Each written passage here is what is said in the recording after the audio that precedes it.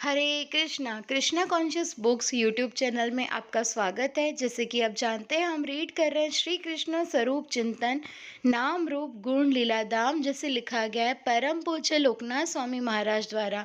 Last के आगे के सब पार्ट में हमने देखा नाम रूप और गुण लीला का वर्णन। आज के चैप्टर में हम देखेंगे धाम का वर्णन। अध्याय 5 श्री कृष्ण धाम। भगवान के नाम रूप गुण लीला तथा धाम परस्पर संबंध है।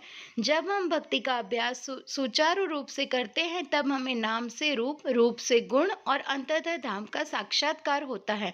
अतएव भगवत धाम का साक्षात्कार भगवत साक्षात्कार की चरम सीमा है, और जिस साधक को यह साक्षात्कार हो चुका है, वह भक्ति की सभी परीक्षाओं में उत्तीर्ण हो चुका है।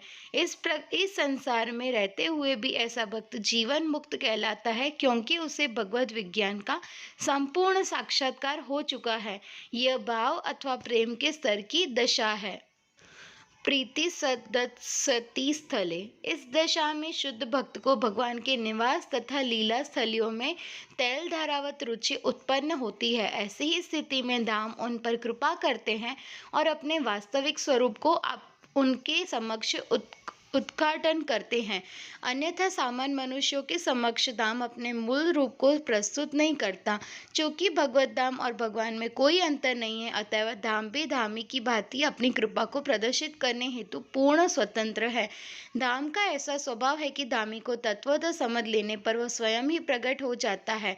लोक में ऐसा देखा जाता है कि यदि माता पिता सुंदर होते हैं तो अपत्य भी सुंदर होते हैं।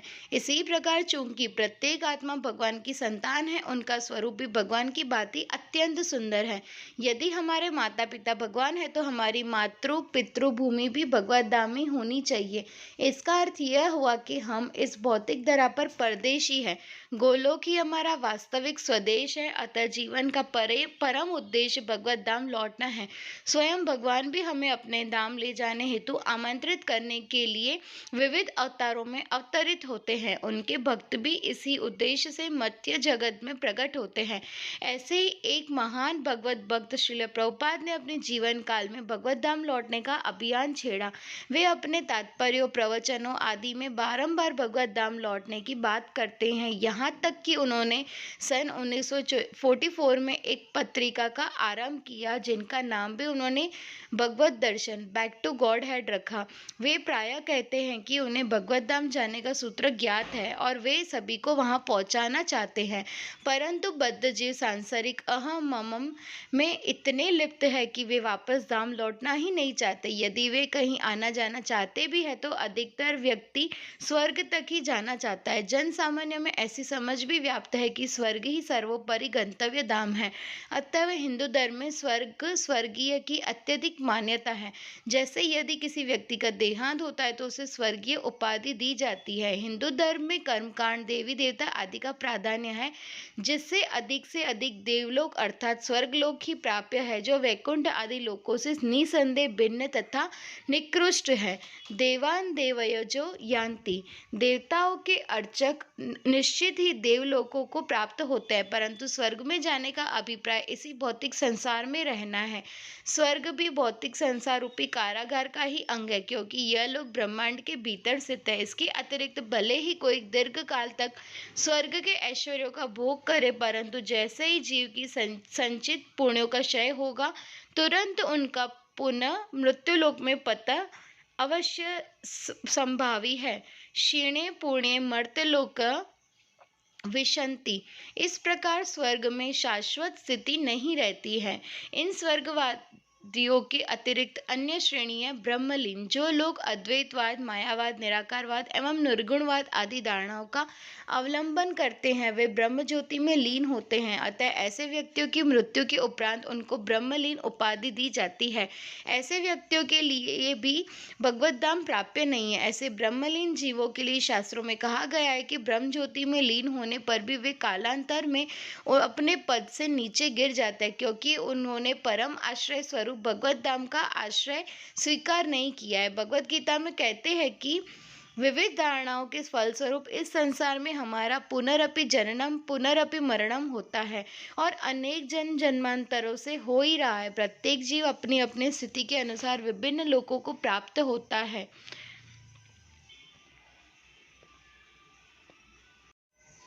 ऊर्ध्व गच्छन्ति सत्त्वस्ता मध्ये तिष्ठन्ति राजसा जगन्यगुणवृत्तिस्ता अधो गच्छन्ति तामसा।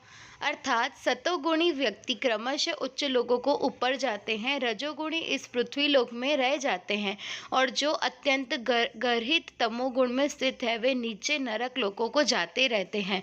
भगवद गीता 14.80। शास्त्रों में ब्रह्मांड के 3 विभाजन किए गए हैं, स्वर्गलोक, मृत्युलोक तथा पाताल। इसलिए यह त्रिभुवन भी कहलाता है। अनेक व्यक्ति कहते हैं कि अलग से स्वर्ग नरक नहीं है, जो भी है यही इसी धरती पर है। ऐसे अज्ञानी व्यक्तियों की दृष्टि नष्ट हो चुकी है। कलो नष्ट दृष्टा में शम। वे काम, क्रोध, धन आदि के प्रभाव से अंध है। यदि कोई अंधा व्यक्ति सूर्य के अस्तित्व को नहीं माने तो उसके मत को प्रामाणिक नहीं माना जा सकता है। इसी प्रकार ऐसे कामांध, क्रोधांध तथा धनांध मनुष्यों के व्यक्तित्व का कोई महत्व नहीं है। उपयुक्त संपूर्ण सृष्टि वास्तविक है और प्रामाणिक शास्त्रों में इसका वर्णन भी प्राप्य है। इसलिए इन विषयों के प्रति किसी कल्पना की आवश्यकता नहीं है। यदि हम भिन्न भिन्न विषय वस्तुओं को यथारूप देखना चाहते हैं तो हमें शास्त्रों के माध्यम से समझना चाहिए, क्योंकि शास्त्र ही प्रामाण्य है। सभी शास्त्र हम मनुष्यों को भगवत धाम के विषय में सूचित करते हैं और वहां लौटने के लिए आमंत्रित करते हैं। इन शास्त्रों को प्रस्तुत करके और स्वयं इस जगत में प्रकट होकर भगवान हमें अपने निज धाम बुलाते हैं। कभी कभी कुछ नेता या कुछ विख्यात हस्तियां बंदियों को बेचने के उद्देश्य से कारागार में आते हैं। वे कारागार के बंदियों को समझाते हैं कि हे भाइयों, आप यहाँ के नहीं हो, परंतु चूंकि आपने कुछ नियमों का उल्लंघन किया है इसलिए आपको यहाँ बंदी बनाया गया है। इसी प्रकार स्वयं भगवान अवतरित होकर हमें अपने वास्तविक घर में लौटने का आग्रह करते हैं। अतएव यदि हम कृष्ण के चिंतामणि धाम गोलोक वृंदावन में लौट जाए तो हम सांसारिक क्लेशों से मुक्त होंगे तथा अपने स्वरूप सिद्ध जीवन को प्राप्य करेंगे, जो शाश्वत, आनंदमय और ज्ञान से पूर्ण होगा। इस प्रकार स्वयं भगवान जब इस पृथ्वी पर प्रकट होते हैं तब वे अपने धाम का परिचय देते हैं। धाम और धामी अभिन्न है। धाम भी धामी के ही समतुल्य होता है।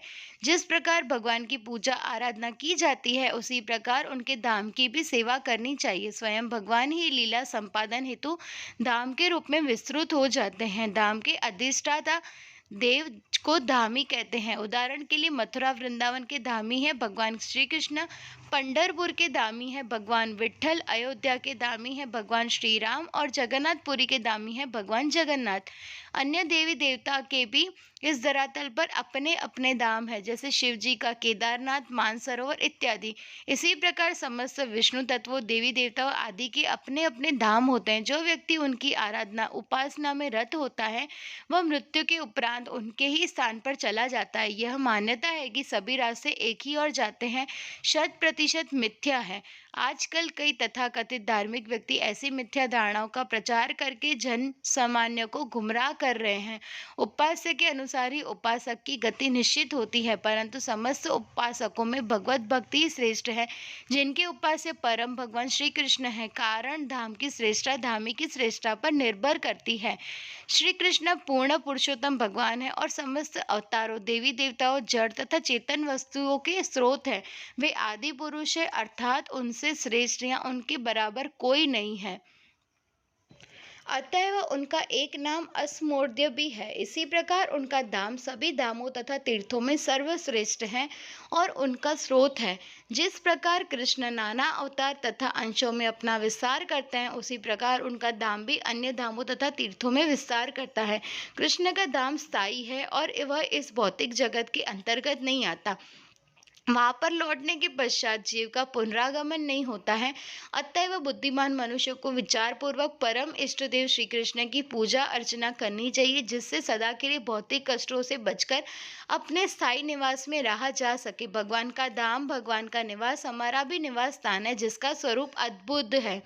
अलौकिक धाम भगवान का अपना निवास स्थान है। जिस प्रकार हमारे निवास स्थान होते हैं और उनका नाम भी होता है, जैसे अग्रवाल निवास इत्यादि, उसी प्रकार भगवान का भी एक निवास स्थान होता है। भगवान के निवास स्थान को धाम कहते हैं। जिस प्रकार लीला के लिए असंख्य पार्षदों की आवश्यकता होती है, उसी प्रकार लीला संपादन के लिए स्थली का होना आवश्यक है।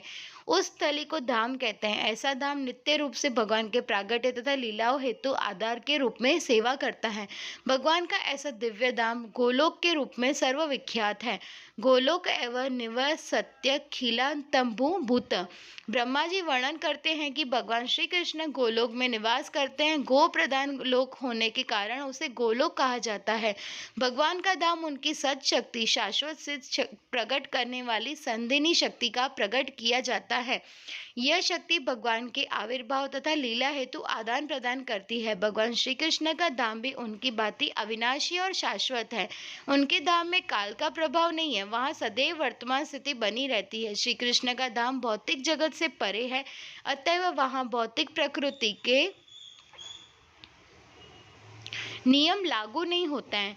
जब हम कहते हैं कि भगवान अवतरित होते हैं, तब वे अपने धाम से पृथ्वी पर अवतरित होते हैं। अवतरित अर्थात नीचे उतरना। धर्म संस्थापनार्थाय संभवामि युगे युगे। भगवान कहते हैं कि मैं यहाँ प्रत्येक युग में अवतरित होता हूँ। इसका अर्थ यह है कि ऐसा कोई स्थान है जहाँ भगवान सदा के लिए विराजमान होकर अपने नित्य लीलाओं में रमण करते हैं और समय समय पर वहाँ से इस धरा पर अवतरित होते हैं। यह इनका निज धाम है, गोलोक। तो आइए हम गोलोक में निवास करने वाले कृष्ण का रूप देखते हैं। गोलोक वृंदावन धाम। कृष्णा अपने गोलोक में गौ मैयाओं के साथ। वस्तु तो भगवान श्री कृष्ण समस्त लोकों के ईश्वर है और संपूर्ण सृष्टि के नियंता है। सर्वलोकम महेश्वरम। प्रत्येक लोक और ब्रह्मांड भगवान की ही संपत्ति है। फिर भी भगवान का स्वयं का एक निजी निवास स्थान है, जो इस भौतिक जगत से परे है। इस संसार में बहुत कम लोग हैं जिन्हें भगवान के दिव्य धाम के अतिरिक्त अस्तित्व का ज्ञान है। जो व्यक्ति भगवान के दिव्य धाम के विषय में जान लेता है, वह निश्चित रूप से शांति प्राप्त करता है, परंतु जो भगवान के धाम के विषय में नहीं जानता, वे भाग्यहीन है। विश्व के एक प्रसिद्ध देश अमेरिका की राजधानी न्यूयॉर्क की सड़क से गमन करते हुए मैंने दीवारों पर ऐसा वाक्य देखा, life is tough and then you die, then you are born again. जीवन कठिन है और अंततः आप मृत्यु को प्राप्त होते हैं, फिर पुनः जन्म होता है। जीवन के निराशापूर्ण अनुभव को किसी व्यक्ति ने इस शब्दों में व्यक्त कर रखा था। सामान्यतः जिन लोगों को ज्ञान नहीं होता कि इस मृत्यु लोक के परे भगवान के शाश्वत साम्राज्य का अस्तित्व है, उनके लिए जीवन की कठिनाइयां और मृत्यु का अटल सत्य निश्चित रूप से निराशा का कारण बनता है। यद्यपि जन्म, मृत्यु, व्याधि और वृद्धावस्था निश्चित है, फिर भी संसार का कोई भी व्यक्ति मृत्यु नहीं चाहता। न ही कोई व्याधि से ग्रस्त होना चाहता है और न ही कोई असहाय वृद्धावस्था को प्राप्य होना चाहता है। इसका कारण यह है कि हम स्वयं की वास्तविक पहचान को भूल चुके हैं। स्वयं को निष्ठापूर्वक शरीर समझने वाले वह हम वास्तव में आत्मा है। हमारा स्वभाव ज्ञान और आनंद से परिपूर्ण जीवन जीना है। ऐसा शाश्वत जीवन जिसमें अज्ञान का लेश मात्र अंधकार न हो और जिनका आनंद अखंड हो। इस संसार में ऐसा जीवन संभव नहीं है, क्योंकि यह संसार भौतिक प्रकृति के अधीन है, जो परिवर्तनशील और क्षर है। ऐसा जीवन केवल भगवान के दिव्य धाम से में ही संभव है। हम जिस संसार में रहते हैं वह शाश्वत नहीं है, परंतु हमारे इस जगत के परे अन्य एक जगत है जो सनातन है। वह जगत व्यक्त तथा अव्यक्त से परे है। भगवान के धाम की न तो उत्पत्ति होती है और न ही विनाश। भगवद गीता 8.20 में भगवान श्री कृष्ण अर्जुन को कहते हैं कि परस्तस्मातु भाव अन्यो व्यक्तो व्यक्त व्यक्तात् सनातनः। जब सृष्टि बनती है तो यह भौतिक जगत व्यक्त होता है, फिर भगवान विष्णु इसका पालन करते हैं और अन्य में महाप्रलय के समय शिवजी इसका संहार करते हैं। तब यह सृष्टि अव्यक्त हो जाती है। इस व्यक्त तथा अव्यक्त होने वाले जगत के परे जो जगत है भगवान का धाम है, और भगवान उस जगत को सनातन कहते हैं। सनातन अर्थात कभी नष्ट नहीं होने वाला। हम जीवों के विषय में भी भगवान कहते हैं कि हम भी सनातन हैं। मम वांशो जीवलोके जीवभूत सनातन। हम कृष्ण के सनातन अंश है और उनका धाम भी सनातन है, परंतु न तो हमारा शरीर सनातन है और न ही यह संसार। किंतु यह संसार मिथ्या नहीं है जैसा कि अद्वैतवादी सोचते हैं। यह संसार अशाश्वत तथा नश्वर है, परंतु मिथ्या नहीं है। वस्तुतः इस भौतिक जगत देवी धाम का कोई स्वतंत्र अस्तित्व नहीं है। यह जगत आध्यात्मिक जगत की छाया मात्र है, अर्थात यदि छाया का अस्तित्व है तो उस स्थान का भी अस्तित्व होना चाहिए जिसकी वह छाया है। मूल जगत तो भगवत धाम ही है। हम इस सत्य से हमें अवगत कराने हेतु भगवान भगवद गीता 15.1 में स्पष्ट करते हैं कि यह भौतिक जगत आध्यात्मिक जगत का प्रतिबिंब है। ऊर्ध्वमूलमधः शाखम् अश्वत्थं प्राहुरव्ययम् छन्दांसि यस्य पर्णानि यस्य तं वेद स वेदवित्। अर्थात ऐसा कहा जाता है कि एक शाश्वत अश्वत्थ वृक्ष है जिसकी जड़ें तो ऊपर की ओर है और शाखाएं नीचे की ओर तथा पत्तियां वैदिक स्रोत हैं। जो इस वृक्ष को जानता है वह वेदों का ज्ञाता है। भगवान कहते हैं कि इस भौतिक जगत रूपी वृक्ष की शाखाएं नीचे की ओर है और मूल यानी जड़ ऊपर की ओर है। ऐसा अनुभव हम किसी तालाब के किनारे कर सकते हैं। यद्यपि तालाब के किनारे कोई वृक्ष हो तो हम उस वृक्ष का प्रतिबिंब तालाब में देख सकते हैं। इस प्रतिबिंब में वृक्ष की शाखाएं नीचे की ओर दिखती है और मूल ऊपर की ओर। इसका अर्थ यह है कि वास्तव में तालाब के किनारे एक वृक्ष है, तभी उसका प्रतिबिंब जल में दिख रहा है। इस प्रकार भगवान ने आध्यात्मिक जगत के अस्तित्व के विषय में बताया है। भगवान भगवद गीता 15.6 में ही आगे धाम के स्वरूप का वर्णन करते हैं। न तत्भासयते सूर्यो न शशांको न पावकः। भगवान के धाम में सूर्य, चंद्रमा तथा विद्युत की आवश्यकता नहीं है। भगवान का धाम स्वयं प्रकाशमान है। और यह प्रकाश कहाँ से आता है? इस प्रकाश के स्रोत है स्वयं भगवान है। उनका देह उनका इतना तेजस्वी है मानो करोड़ों सूर्य तथा चंद्र का प्रकाश उनसे उद्भूत हो रहा हो।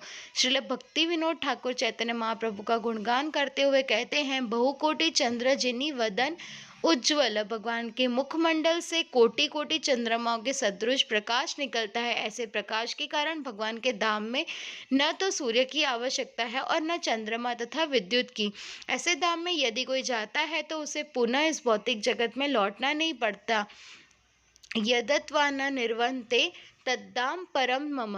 मम धाम अर्थात भगवान कह रहे हैं कि मेरा धाम परम धाम है। परमम का अर्थ है सबसे ऊंचा और सर्वश्रेष्ठ धाम।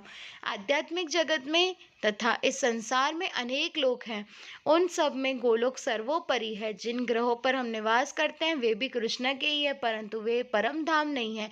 भगवत धाम की तुलना में यह भौतिक जगत प्रत्येक दृष्टिकोण से निम्न वह न्यून है। भगवान आध्यात्मिक लोगों में रहने वाले जीवों की संख्या भी भौतिक जगत में रहने वाले जीवों से अधिक है। श्रील प्रभुपाद कभी कभी इस भौतिक जगत की तुलना कारागार से करते हैं। जिस प्रकार राज्य में स्वतंत्र रहने वाले सभ्य नागरिकों की संख्या कारागार में बंद नागरिकों से कहीं अधिक होती है, उसी प्रकार आध्यात्मिक लोकों में निवास करने वाले मुक्त जीवों की संख्या भौतिक लोगों के बद्ध जीवों से अधिक होती है। चूंकि आध्यात्मिक जगत भगवान की 3/4 शक्ति से बना है, इसलिए यह त्रिपाद विभूति कहलाता है। भौतिक जगत भगवान की 1/4 शक्ति से बने होने के कारण एक पाद विभूति कहलाता है। एक पाद तथा त्रिपाद विभूति। सृष्टि की रचना इस प्रकार से की गई है कि गोलोक वृंदावन सर्वोच्च स्थान है, अन्य सभी धाम उनके नीचे स्थित है। ब्रह्म संहिता में उल्लेख आता है कि गोलोक नाम्नि निजधाम्नि तले च तस्य देवी महेश हरिधाम सुतेषु तेषु। अर्थात गोलोक नामक सर्वोपरि धाम के नीचे क्रमशः हरिधाम यानी वैकुंठ लोक, महेश धाम तथा देवी धाम स्थित है। संपूर्ण सृष्टि में 3/4 भाग आध्यात्मिक जगत का है और मात्र 1/4 भाग भौतिक जगत का है, जिसमें हम निवास करते हैं, हम इस स्थान में रहते हैं, उसे देवी धाम कहा जाता है। देवी धाम भौतिक जगत के अंतर्गत जो ब्रह्मांड है वे देवी धाम कहलाते हैं। देवी धाम को दुर्गा धाम भी कहते हैं। ब्रह्म संहिता में उल्लेख है कि इस ब्रह्मांड की अधिष्ठात्री दुर्गा देवी है। दुर्गा देवी इस भौतिक जगत रूपी दुर्ग की अधिष्ठाती है। दुर्ग अर्थात वह स्थान जहाँ से निकल पाना कठिन है। दुर्ग का अर्थ कारागार भी होता है। छाये व यस्य भुवनानि बिभर्ति दुर्गा इच्छानुरूपमयी यस्य च चेष्टते सा। दुर्गा देवी के समस्त कार्यकलाप व चेष्टाएं भगवान श्री कृष्ण की इच्छाओं के अनुरूप होते हैं। भगवान श्री कृष्ण की इच्छानुरूप वे इस सृष्टि का उत्तरदायित्व संभालती है। अतएव देवी धाम के मूल अधिष्ठाता भगवान विष्णु है और ब्रह्मा तथा शिव उनके सहायक है। देवी धाम का नियंत्रण 3 गुणों द्वारा किया जाता है, सतोगुण, रजोगुण तथा तमोगुण। भगवान विष्णु सतोगुण के अधिष्ठाता है और वे सृष्टि का पालन करते हैं। ब्रह्मा जी रजोगुण के माध्यम से सृष्टि का निर्माण करते हैं तथा शिव जी तमोगुण के द्वारा संहार करते हैं। यह भौतिक सृष्टि भगवान की इच्छा से प्रकट होती है और उनकी ही इच्छा से इनका विनाश होता है। भौतिक प्रकृति के ब्रह्मांडों की उत्पत्ति एवं विनाश होता रहता है, परंतु हरिधाम के ग्रह सदैव विद्यमान रहते हैं, उनका अस्तित्व शाश्वत है। जो बद्ध जीव भगवान की सेवा नहीं करना चाहते परंतु अपितु स्वयं भोग करना चाहते हैं, उन्हें देवी धाम में भोग करने का अवसर दिया जाता है। इस देवी धाम के निर्माण के 2 उद्देश्य हैं। पहला, विषयोन्मुख बद्ध जीवों को अपने ऐश्वर्य भाव को प्रकट करने एवं विषयों को भोगने हेतु अवसर प्रदान करना, तथा दूसरा, जो जीव परम मुक्ति को प्राप्त करना चाहते हैं उन्हें भी साधना का अवसर देना। प्रत्येक ब्रह्मांड 3 भागों में विभाजित किया गया है, जैसे पाताल, मृत्युलोक तथा स्वर्गलोक। भगवान के पुरुषावतार क्षीरोदक्षाई विष्णु इस देवी धाम में प्रकट होते हैं। भगवान भिन्न भिन्न अवतार लेकर साकेत अथवा वैकुंठ आदि धामों में इस देवी धाम में प्रकट होते हैं। धर्म संस्थापनार्थाय, धर्म की स्थापना करने और जीवात्माओं को स्वयं के प्रति आकर्षित कर उनको स्वयं का स्मरण कराने हेतु भगवान इस देवी धाम में प्रकट होते हैं। यह देवी धाम अनित्य तथा नश्वर है, परंतु यह कदापि मिथ्या नहीं है। महेश धाम, हरिधाम और देवी धाम के मध्य में महेश धाम स्थित है। निर्विशेषवादी गण जो दिव्यता के अस्तित्व में एक और जाने की इच्छा करते हैं, उन्हें महेश धाम में स्थान मिलता है। भक्ति योग की पद्धति मनुष्य को हरिधाम में प्रवेश करने के योग्य बनाती है। ज्ञान योग की पद्धति महेश धाम में प्रवेश के योग्य बनाती है एवं सकाम कर्म की पद्धति मनुष्य को अपने कर्मानुसार बारंबार जीवन मरण का द्वारा अपने शरीर के आवरण को बारंबार परिवर्तन कर देवी धाम में ही रहने हेतु बाध्य करती है। महेश धाम को कैलाश धाम भी कहा जाता है। यद्यपि महेश धाम भौतिक जगत की सीमा पर है, यह वास्तव में भौतिक नहीं है और न ही पूर्ण रूप से आध्यात्मिक है। जिस प्रकार शिव न तो जीव तत्व है और न ही परम भगवान, उसी प्रकार उनका धाम भी न तो पूर्णतः भौतिक है और न ही आध्यात्मिक। बृहद भागवतामृत में वर्णन है कि शिव लोक इस ब्रह्मांड के पृथ्वी, जल, अग्नि आदि 7 आवरणों के बाहरी भाग में स्थित है। उस लोक में श्री महादेव अपने समान महिमाशाली और शोभायुक्त परिवार से घिरे रहते हैं। हरिधाम भौतिक जगत भगवान की प्राकृतिक विभूति है, उससे श्रेष्ठ एवं उत्तम विभूति त्रिपाद विभूति है।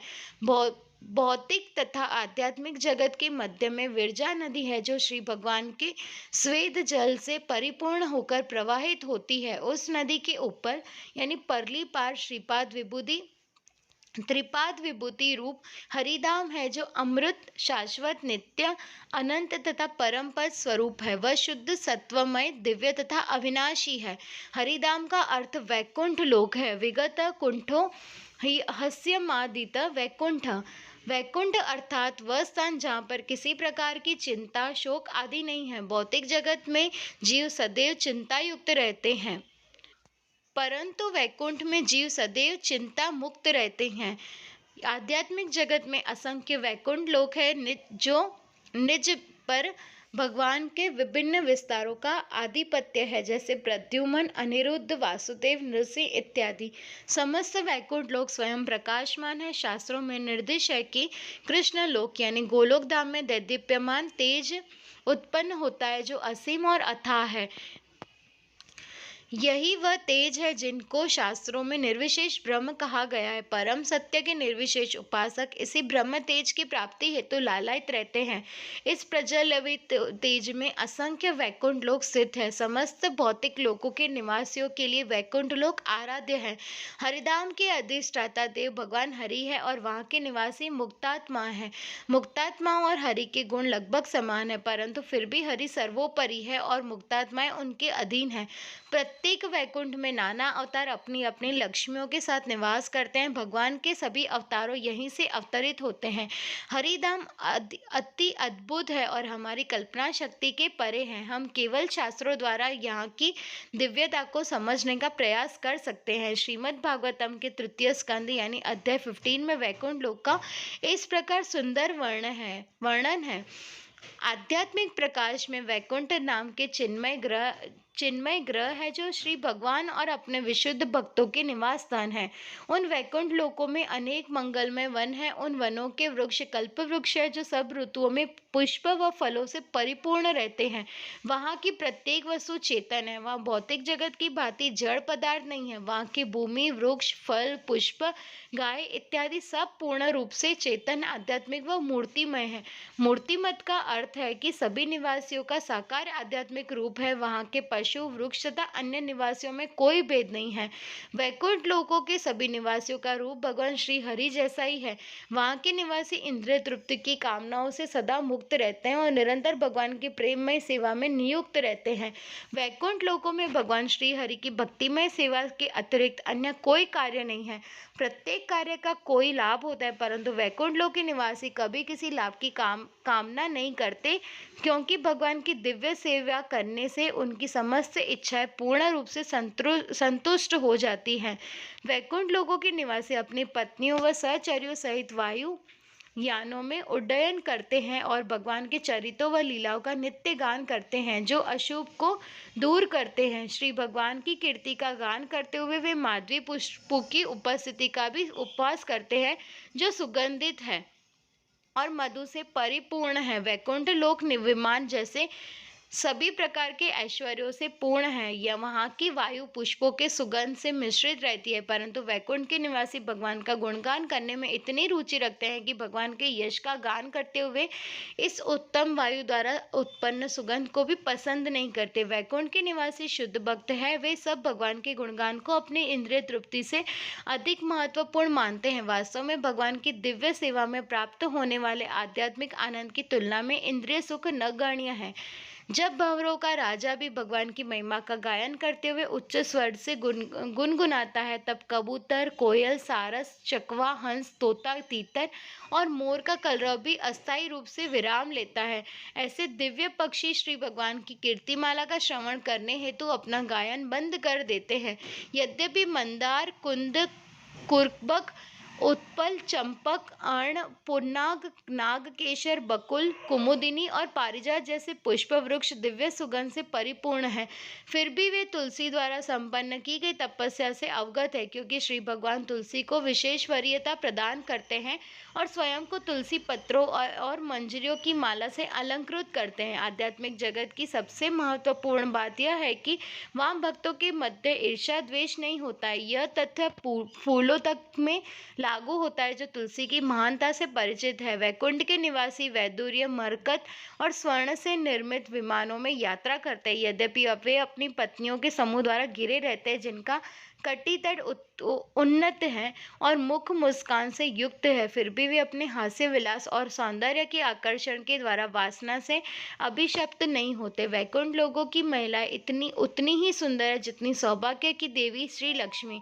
दिव्य सौंदर्य से पूर्ण ये महिलाएं, जो अपने हाथों में कमल पुष्प को क्रीडात्मक मुद्रा में हिलाती है और जिनके चरणों में नूपुर झंकार करते हैं, भगवान का अनुग्रह प्राप्त करने हेतु कभी कभी बिल्लोरी पत्थर की दीवालों को जाड़ती हुई दिखती है, जो स्वर्ण निर्मित किनारों से अलंकृत है। भौतिक जगत में कठिन परिश्रम द्वारा ऐश्वर्य प्राप्त होते हैं। जब तक कोई कठोर श्रम नहीं करता, तब तक वह भौतिक संपन्नता का भोग नहीं कर पाता, परंतु वैकुंठ के निवासियों को मणियों व मरकतों की दिव्य स्थिति को भोगने का अवसर प्राप्त होता है। रत्न जड़ित स्वर्ण के आभूषण कठिन श्रम करने से नहीं, अपितु भगवान के आशीष से प्राप्त होते हैं। दिव्य जलाशय में विद्रुम चित तटों पर सौभाग्य की लक्ष्मी अपने उपवनों में तुलसी दलों को अर्पित कर श्री भगवान की पूजा करती है। श्री भगवान को आराधना समर्पित करती हुई वे जल में अपनी उन्नत नासिकाओं से मंडित मुखमंडल का प्रतिबिंब देखती है, और ऐसा प्रतीत होता है कि उनके मुख भगवान द्वारा चुंबित किए जाने पर अधिक सुंदर हो जाते हैं। यह अत्यंत शोचनीय बात है कि भाग्यहीन जब वैकुंठ लोकों के विवरण की चर्चा नहीं करते, अपितु ऐसे विषयों की चर्चा में लगे रहते हैं जो श्रवण करने के योग्य नहीं है और जो मनुष्य की बुद्धि को भ्रांत करने वाले हैं। जो वैकुंठ के विषयों का त्याग करते हैं और सांसारिक वार्ताओं में रुचि लेते हैं, वे अज्ञान के गहनमय अंधकार में फेंक दिए जाते हैं। जिन मनुष्यों के शारीरिक लक्षण भाव समाधि में परिवर्तित हो जाते हैं और भगवान की कीर्तिमाला का श्रवण करने के कारण श्वेत से परिपूरित हो जाते हैं, वे भगवान के राज्य में भेज दिए जाते हैं, यद्यपि वे ध्यान व अन्य तपस्याओं की परवाह नहीं करते। श्री भगवान का राज्य भौतिक ब्रह्मांडों के परे है और ब्रह्मा व अन्य देवताओं द्वारा वांछित है।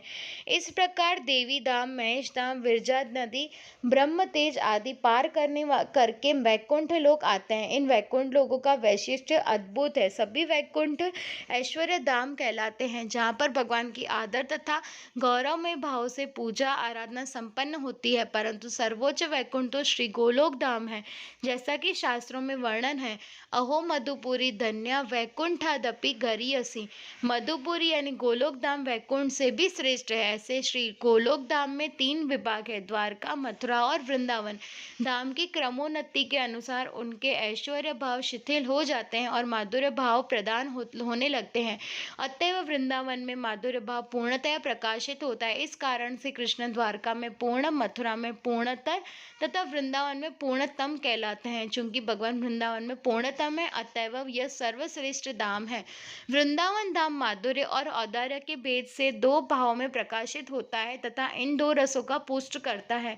यद्यपि माधुर्य में औदार्य तथा औदार्य में माधुर्य पूर्ण रूप से अव्यवस्थित रहते हैं, फिर भी जिस प्रकार प्रकोष्ठ स्थान में माधुर्य प्रदान होते हैं, भाग्यवान व्यक्ति उसे श्री वृंदावन कहते हैं, और जिस प्रकोष्ठ में सदैव औदार्य प्रदान होता है, सभी वेद उसे श्री नवद्वीप यानी मायापुर कहते हैं। वृंदावन को माधुर्य धाम भी कहा जाता है, और जहाँ राधा और कृष्ण भिन्न भिन्न स्वरूपों में विद्यमान रहते हुए लीला विलास में निमग्न रहते हैं, परंतु मायापुर में राधा कृष्ण एक ही तनु में श्री चैतन्य महाप्रभु के रूप में विराजमान होते हैं।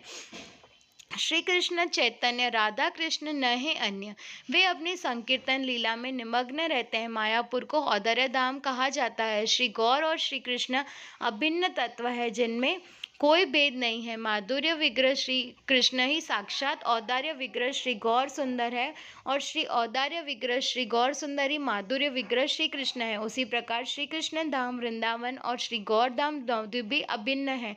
श्री नवद्वीप धाम को ही गुप्त वृंदावन कहा जाता है। अतएव दोनों तत्व और दोनों धाम ही नित्य है। इनमें प्राकृतिक स्थान, काल, पात्र आदि का कोई विचार नहीं है। अतएव वृंदावन और नवद्वीप में कुछ भी भेद नहीं है, केवल मात्र रस के भेद से ही उनका वैशिष्ट्य है। हरे कृष्णा। वाञ्छाकल्पतरुभ्यश्च कृपा सिंधुभ्य एव च पतितानां पावनेभ्यो वैष्णवेभ्यो नमो नमः। श्री हरिनाम प्रभु की जय। परम पूज्य लोकनाथ स्वामी महाराज की जय।